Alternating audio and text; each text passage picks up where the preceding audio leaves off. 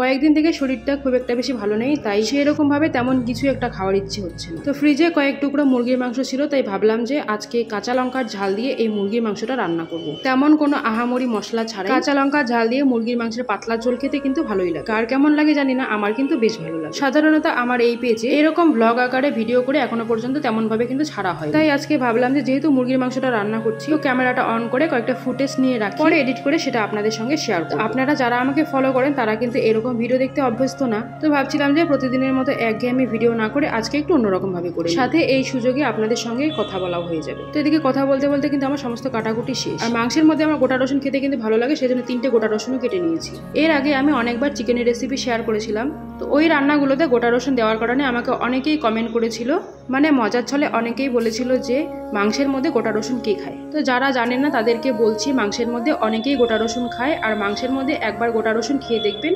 Next time যখন মাংস রান্না করবেন তখন গোটা রসুন দিতে বাধ্য হবে।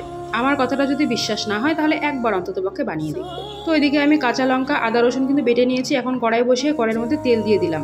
আর মাংসের মধ্যে কিন্তু আমি আজকে কম তেল মশলা ব্যবহার করছি, একটু হালকা করে রান্না করব সেই জন্যে। তেজপাতা, দারচিনি, ছোট এলাচ আর পেঁয়াজ কুচি ভেজে নিয়েছি। পেঁয়াজের একটু কালারটা চেঞ্জ হয়ে আসলে দিয়ে দিচ্ছি আলু আর গোটা রসুনগুলোকে।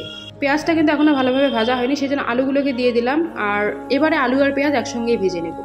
আলু আর পেঁয়াজ ভাজা হয়ে গেলে এবার মুরগির মাংসগুলোকে দিয়ে দিচ্ছি, আর বাটা মশলা কাঁচা লঙ্কা আদা রসুন বাটাটাকে একসঙ্গে দিয়ে অল্প কিছুক্ষণ কষিয়ে নেব। তো ফ্রেন্ডস, আপনাদেরকে বলছি, আপনাদের যাদেরকে আমার ভিডিও ভালো লাগে তো প্লিজ অবশ্যই আমার ভিডিওটা দেখার সাথে সাথে একটা লাইক আর শেয়ার করে দেবেন, আর নিচে কমেন্ট বক্সে সুন্দর একটা কমেন্ট করে দিয়ে যাবেন, যাতে করে নেক্সট টাইম আমি একটা সুন্দর ভিডিও আপনাদেরকে উপহার দিতে পারি। তো মাংসের মধ্যে কিন্তু আমি স্বাদ মতো লবণ, হলুদ, জিরে গুঁড়ো আর ধনে গুঁড়ো দিয়ে দিয়েছি। কোনো রকম শুকনো লঙ্কা দেবো না, কোনো রকম শুকনো মশলা ছাড়াই কাঁচা লঙ্কার ঝাল দিয়ে আজকে এই চিকেনটা হবে। সত্যি কথা বলতে এইভাবে চিকেন আমাকে আজকে কিন্তু বেশ ভালো লেগেছিল। এখন মাংসটাকে একটু সময় নিয়ে ভালোভাবে কষিয়ে নেব। আর আপনারা যারা আমাকে সত্যিই ভালোবাসেন, যারা প্রতিদিন আমার ভিডিও দেখেন, তাদেরকে বলছি প্লিজ আমাকে কমেন্ট করে জানাবেন যে আপনাদের কেমন ভিডিও, কেমন রেসিপি ভালো লাগে, সেই অনুযায়ী আমি কিন্তু ভিডিও শেয়ার করার চেষ্টা করব। মাংসটাকে কিন্তু আমি ভালোভাবে কষিয়ে নিয়েছি। যখন নিচের দিকে লেগে যাচ্ছিল তখন অল্প পরিমাণে জল দিয়ে ঢেকে দিয়ে দিয়েছি, যাতে করে তাড়াতাড়ি আলু আর মাংসটা সেদ্ধ হয়ে যায়। আর এই মুরগিটা কিন্তু ছোট মুরগি, সেদ্ধ হতে বেশিক্ষণ টাইম লাগবে না, সেই জন্য অল্প পরিমাণে জল দিয়ে 4 থেকে 5 মিনিটের মতো হাই হিটে সেদ্ধ করে নিয়েছি। আর এবার ঢাকনাটা তুলে আবারও কিছুক্ষণ ভালোভাবে কষিয়ে নেওয়ার পরে এবার ঝোলের জন্য জল দিয়ে দিলাম।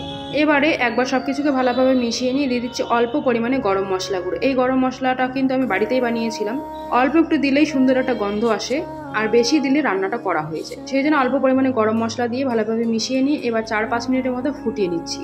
4-5 মিনিট মতো ফুটে নিলে কিন্তু একদম রেডি, একদম ঝাল ঝাল পাতলা দেশি মুরগির ঝোল। এবারে গরম ভাতের সঙ্গে 2 পিস মাংস, 1 টুকরো আলু আর একটা রসুন ভাত খাওয়া একদম তৃপ্তির। তো আজকের মতো আমি তো চললাম, দেখা হচ্ছে নেক্সট ভিডিওতে। ততক্ষণ পর্যন্ত সবাই ভালো থাকবেন, বাই বাই।